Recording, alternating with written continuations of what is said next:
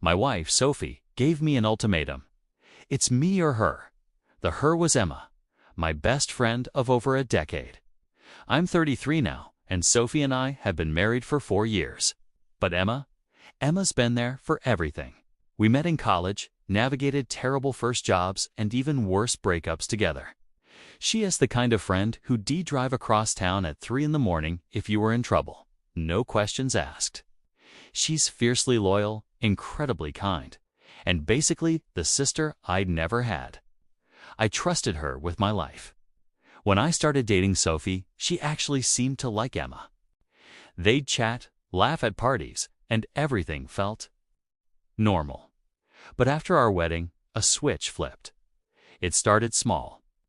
Emma would call to see how I was, and Sophie would sigh and roll her eyes. Emma would tag me in a funny meme on social media, and a wall of silence would descend over our apartment for hours. I tried to ignore it, telling myself it was just part of adjusting to married life. Then came the night it all boiled over. We were getting ready for bed, and Sophie just stood there, arms crossed, with this cold, hard look on her face. Then she said it. Her voice flat and devoid of any emotion. I think it is inappropriate for you to be that close to another woman. You're a married man now, to me or her. The words hit me like a physical blow. It felt like something inside me just shattered. I tried to explain, to make her understand. Emma's like a sister to me, I pleaded. We've known each other forever. Sophie wasn't having it. She just stared back at me and said, if you truly respected me and our marriage, you'd cut her off. No discussion. In that moment, I felt cornered. I loved my wife, and I wanted to make our marriage work. So, with a heavy heart, I did what she asked. I picked up my phone and typed out the most painful text of my life. I told Emma I was so sorry, but Sophie wasn't comfortable with our friendship anymore and that I had to end it. Her reply came almost instantly. It was just 4 words. I get it. Take care of yourself, and just like that, a 10-year friendship, a bond I thought was unbreakable, was gone, wiped out by a single text message. The look on Sophie's face afterward is something I'll never forget.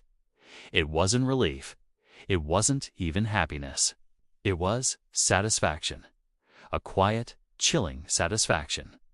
At the time, I convinced myself she was just being protective of our marriage, that her jealousy was a sign of how much she loved me. But looking back on it now, I see it for what it was. It wasn't protection, it was control. It was the first step in a slow, deliberate process of isolation. Life without Emma was strange. It was like a piece of me was missing. There were so many times I'd see something funny or have a thought and instinctively reach for my phone to tell her, only to remember I couldn't. I buried myself in work and in my marriage, trying to fill the void. Sophie seemed happier than ever. She filled my schedule with dinners with her friends, family events, and couples activities. My social circle slowly became just her social circle. My old friends, the ones who knew both me and Emma, started to drift away. The conversations were awkward. They'd ask about Emma, and I'd have to mumble something vague. Eventually, they just stopped asking. A couple of years passed like this. On the surface, things were fine. We had a nice home, stable jobs, we took vacations. We looked like the perfect couple. But underneath, a subtle unease was growing inside me. Sophie had become incredibly controlling about my time and who I spoke to. She'd check my phone, question calls from my own family, and get upset if I wanted a night out with my work colleagues. Any attempt to have something for myself was met with accusations of not prioritizing our marriage. I felt like I was walking on eggshells constantly. The real turning point, the moment the fog truly began to lift, happened about 6 months ago. I was at a work conference in a city about 3 hours away. On the last day, I had some free time before my flight and decided to walk around downtown. As I was crossing a street, I saw her. It was Emma. She was walking out of a coffee shop, laughing with a guy. My heart stopped. For a second, I thought about just turning around. just walking away to avoid the awkwardness. But I couldn't. I called out her name. She turned, and the smile on her face vanished when she saw me. It was replaced by a look of shock, then caution. The guy she was with looked between us, confused. I walked over, my hands sweating. "Emma," I said, my voice shaky. It's so good to see you." She gave a small, tight nod. "You too," she said, but her eyes were guarded. The warmth that used to be there was gone. The guy introduced himself as her fiancé, Mark. He was polite, but I could feel the tension. We made some awkward small talk for a minute. I asked how she was, what she was up to. She told me she was doing really well, that she had moved to this city a year ago and was happy. As we were about to part ways, I just had to say it. "Emma, I am so sorry about how things ended. It was wrong. I was wrong." She looked at me, and for the first time, I saw a flicker of the old Emma, a flash of sadness in her eyes. "I know," she said quietly. "But it wasn't just you, was it?" And then she looked me straight in the eye and said something that would haunt me for weeks. "Be careful, okay? Just ... Be careful. Some people don't want a partner, they want a possession." Mark put his arm around her. They said their goodbyes, and they walked away. I stood there on that sidewalk, feeling like I'd just been punched in the gut. Some people don't want a partner, they want a possession. Her words echoed in my mind all the way home. When I got back, something had shifted in me permanently.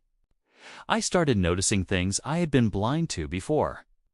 The way Sophie would subtly put down my achievements. The way she'd forget to pass on messages from my family.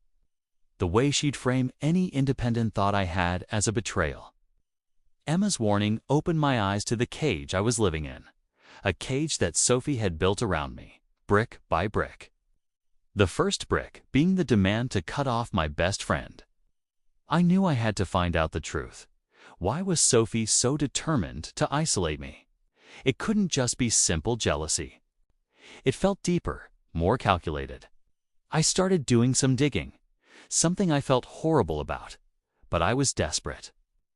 I began looking through old bank statements, phone bills, things I had never bothered to check because I trusted her completely.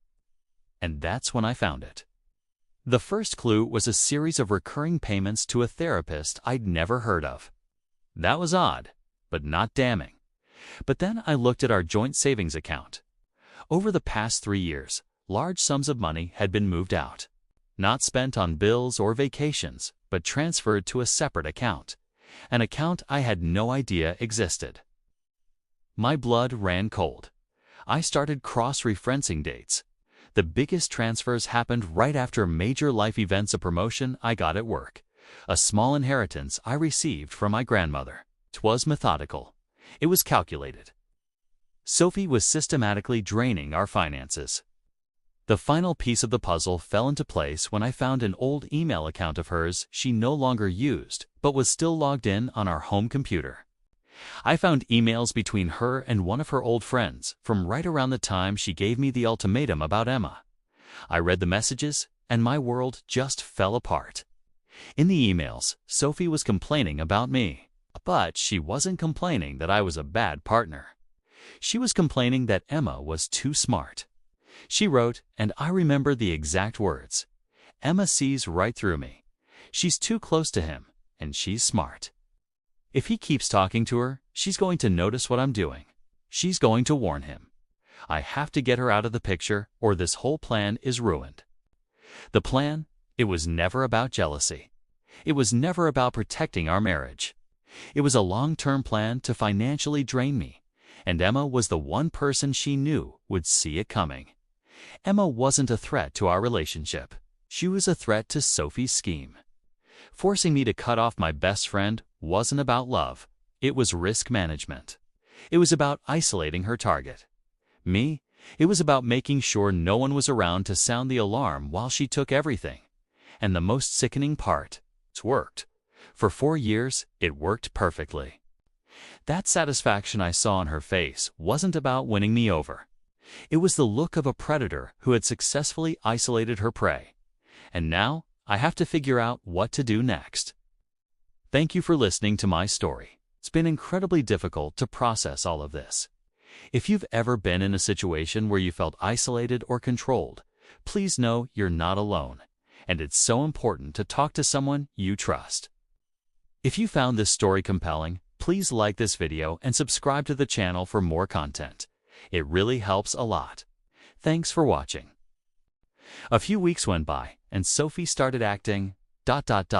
different, lighter, somehow happier.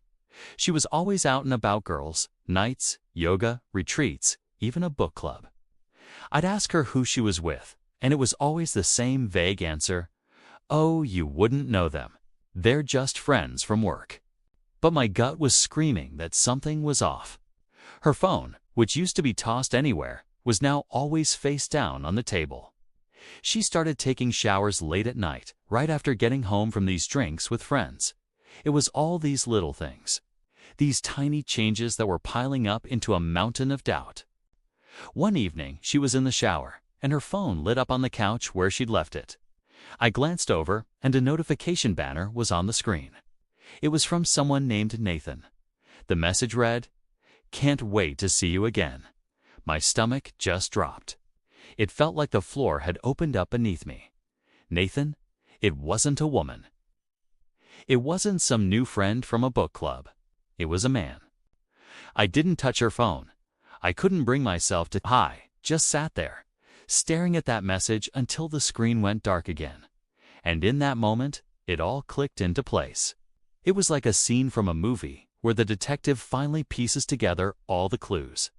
The reason she'd been so insistent that I cut off contact with Emma ... It had nothing to do with her not trusting Emma. It was about me. She didn't want me to have anyone to talk to, anyone who knew me well enough to see the signs. She was isolating me, making sure I had no one in my corner who might notice what she was so desperately trying to hide. The late-night showers, the vague answers, the face-down phone, it was all part of the act. My first instinct was to confront her right then and there, to throw the phone at her and demand to know who Nathan was. But I stopped myself. What good would that do? She'd just lie, twist it around, and make me feel like I was the crazy, paranoid one for even thinking it. No, I couldn't give her that power. If she was going to play games, I decided I would too. I would watch. I would gather my own evidence. I wouldn't let her gaslight me out of my own reality. So I said nothing. I pretended I hadn't seen a thing. The very next weekend, she told me she was going on a spa retreat with her work friends. It was about 2 hours out of the city, she said. She packed an overnight bag, kissed me goodbye, and told me she'd call me later. "Have fun," I said, my voice steady, betraying none of the turmoil raging inside me. As soon as she was gone, I opened the Find My app on my phone. We'd shared our locations for years, for safety. A little digital tether that was supposed to represent trust. Her little icon wasn't heading out of the city, wasn't on the highway towards some remote spa. It was pinging from downtown, at a hotel. A very nice, very expensive hotel. I just stared at the screen, my heart pounding in my chest. She was right there, just a few miles away, lying straight to my face. But I didn't call. I didn't drive over there. I didn't say a word. Not yet. The game was just beginning. The next morning, I woke up with a knot in my stomach. The spa excuse felt so thin now, so transparent. I couldn't just sit at home wondering. I needed to know the truth, even if it was going to destroy me. So I got in my car and drove to the hotel she'd mentioned. I found a parking spot across the street, one with a clear view of the entrance. And then I waited. Every minute felt like an hour. I just sat there, staring, my mind racing with a million different scenarios. 2 hours crawled by. Finally, the hotel doors swung open. And there she was, Sophie. She was laughing, looking happier than I'd seen her in months. But she wasn't alone. She was holding hands with a man. It was Nathan, the same man from the text message. My heart dropped into my stomach. They stood there for a moment, talking and smiling, and then he leaned in and they kissed. It wasn't a quick peck. It was a long, lingering kiss that told me everything I needed to know. In that single moment, watching them get into his car together, I knew my marriage was over. The life I thought I had, the person I thought I married, it all just shattered right there on that sidewalk. But a strange kind of calm washed over me. I didn't get out of the car. I didn't run over and confront them. The shock was so profound that it silenced any urge to scream or yell. Instead, a cold, hard resolve settled in. I needed undeniable proof, something she couldn't twist or lie her way out of. My mind immediately went to one person, Emma, my old best friend, the one Sophie had pushed out of my life. My hands were shaking as I pulled out my phone and found her number. I hadn't spoken to her in almost 2 years. What if she didn't answer? What if she told me to get lost? I took a deep breath and hit dial. It rang once, twice, and then she answered. Hello. Her voice was hesitant, surprised. I just let it all pour out. I told her about the text message, about driving to the hotel, about what I had just seen with my own eyes. I told her how Sophie had been acting distant, how she'd isolated me from everyone. When I was done, there was a long silence on the other end of the line. I thought maybe she'd hung up. Then she spoke, and her words sent a chill down my spine. Mark, she said softly, I never wanted to be the one to tell you this. I didn't want to break your heart. But I think you need to know. She took a breath. Sophie was messaging that same guy, Nathan, back when you two were engaged. I saw his name pop up on her phone once. We were out shopping for her wedding ring, of all things. I didn't say anything because I didn't have solid proof, and I knew how happy you were. I didn't want to ruin it based on a hunch. Everything clicked into place. All the little arguments, the times Sophie had convinced me Emma was a bad influence, that she was jealous of our relationship. It wasn't about Emma at all. It was about control. Cutting Emma off wasn't about protecting our relationship. It was Sophie's first move in covering her tracks. She was removing the one person in my life who was perceptive enough to see through her lies. I thanked Emma, my voice thick with an emotion I couldn't name. It was a mix of gratitude, regret, and a profound sense of loss for the friendship I'd thrown away. When Sophie came home that Sunday night, she walked in with a dramatic sigh, slumping onto the sofa. "Oh, I am so exhausted," she said, faking a yawn. That spa trip was exactly what I needed, but I'm so tired. She was putting on a performance, expecting me to play my part, to ask her about her massages and facials. But I wasn't playing along anymore. I was waiting for her in the living room. I didn't say a word. I just gestured to the coffee table. Spread out across its surface was my evidence. Printed screenshots of her phone's location data for the entire weekend, showing she was never at the spa. The hotel receipt I'd managed to find online registered under his name. And the photos I had taken that morning from my car. The photos of her and Nathan, laughing, holding hands, kissing. Her face went from a tired smile to a mask of pure white. The color just drained from her. Her eyes darted from the papers to my face and back again. She whispered, her voice barely audible. You followed me." I shook my head, my voice eerily calm. "No, you just forgot how technology works." That's when she broke. The performance ended, and the real Sophie emerged. She collapsed into tears, not tears of remorse, but tears of being caught. The excuses started tumbling out. It was a mistake. She was confused. She didn't mean for it to happen. Then came the line that sealed her fate. "Nathan just. He understands me better," she sobbed. And in that moment, I felt nothing. No anger, no rage. The sadness was there, but it was a deep, hollow ache, not a fiery pain. I didn't yell. I didn't even cry. I just looked at her, this stranger sitting in my living room, and I said, "The affair is bad enough. But you made me give up the one person in my life who would have told me to open my eyes. You isolated me so you could do this. That's the part I can't forgive. That's what hurts the most. 3 days later, I filed for divorce. 6 months passed. The divorce was finalized, and I was slowly, clumsily, putting my life back together. It was a quiet, lonely process. Then one day, a letter arrived in the mail. The handwriting on the envelope was familiar. It was from Emma. My hands trembled a little as I opened it. The letter was short, but it was everything I needed to hear. She wrote, "Some people love control more than they love the truth. I'm so glad you finally saw who she really was. You deserve peace, Mark.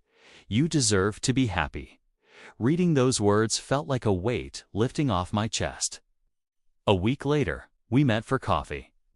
It was strange at first, a little awkward after so much time and so much pain had passed between us. But as we talked, the years melted away. We weren't trying to rekindle some old flame. It wasn't about romance. It was just two old friends reconnecting after surviving hell. We talked for hours about everything and nothing. And as I sat there, laughing with my friend again, I felt something I hadn't felt in a very, very long time. I felt free, truly and completely free. Thank you so much for listening to my story. If you've ever been through something similar, know that you're not alone and that finding your way back to yourself is possible. Don't forget to like and subscribe for more stories. See you next time.